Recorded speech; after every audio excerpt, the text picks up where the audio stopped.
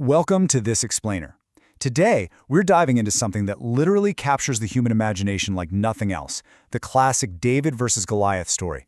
In team sports, and especially in football, there's absolutely nothing quite as electrifying as watching a massive, seemingly invincible favorite get toppled by an underdog nobody even gave a chance. I mean, we all crave that kind of magic, right? We're going to explore three of the absolute greatest upsets in the history of the sport, looking at exactly how these teams defied logic, shattered all expectations, and etched their names into history.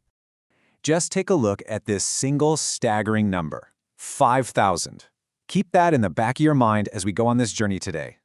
In the realm of sports betting and pure statistical probability, 5,000 to 1 isn't just an underdog, it's practically a mathematical impossibility.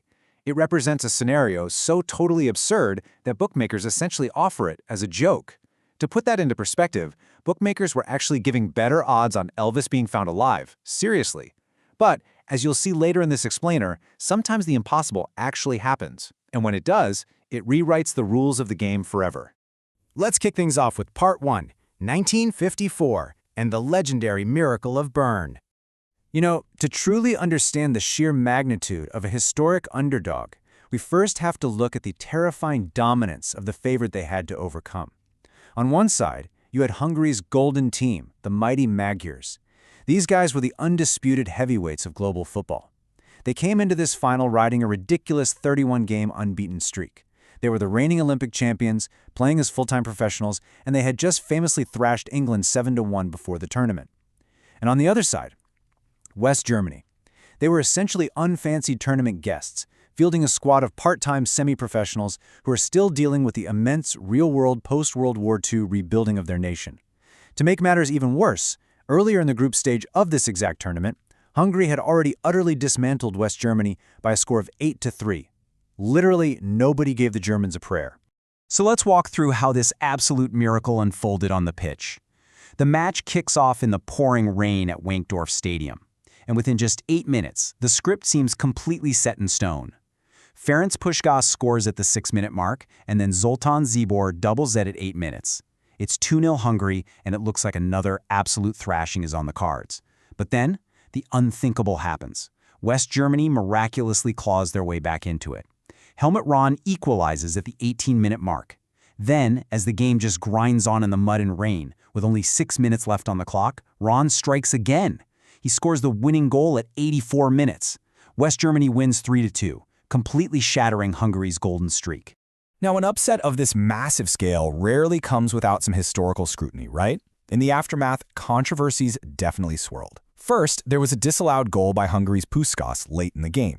Eyewitness accounts actually still differ on whether he was offside, and honestly, the TV footage from back then just isn't clear enough to say for sure. Then, rumors started emerging regarding the German team and performance-enhancing substances, especially after several players later fell ill with jaundice. But the German team physician, Franz Lühin, steadfastly maintained that the players were giving vitamin C, nothing else. It is worth noting here, just as a matter of historical record, that doping was not actually illegal in 1954. FIFA only introduced controls in 1966.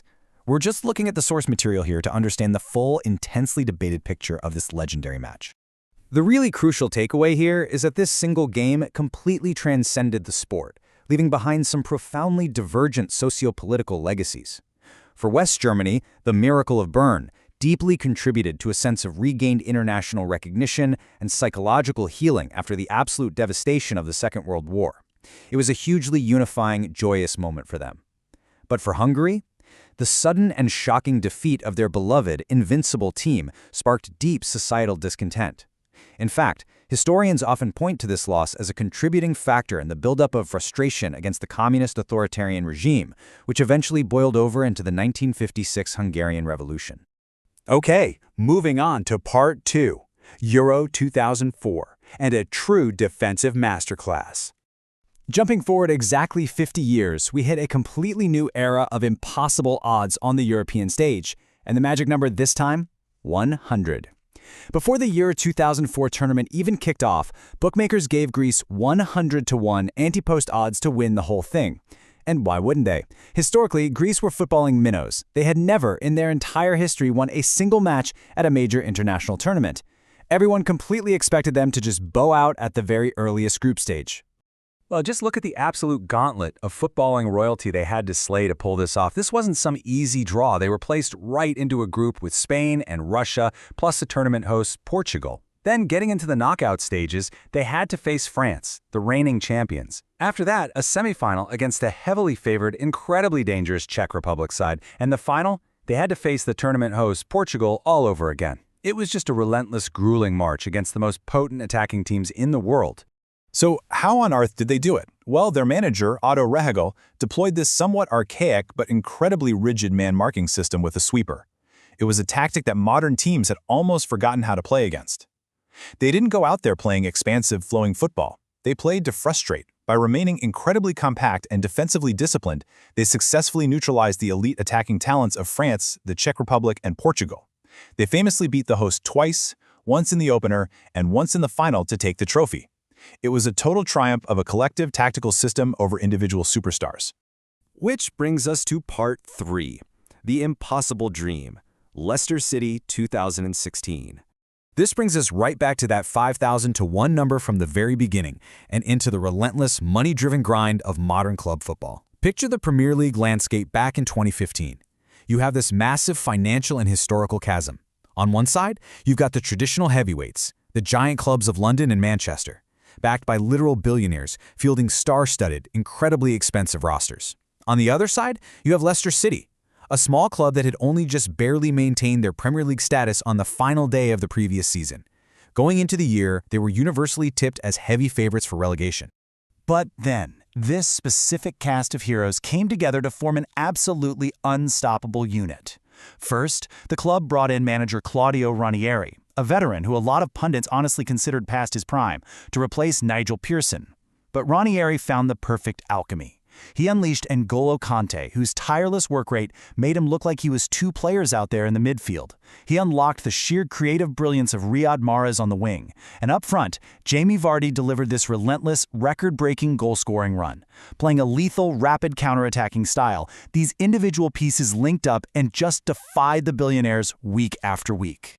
The legacy of Leicester's grueling 38-game triumph is really hard to overstate.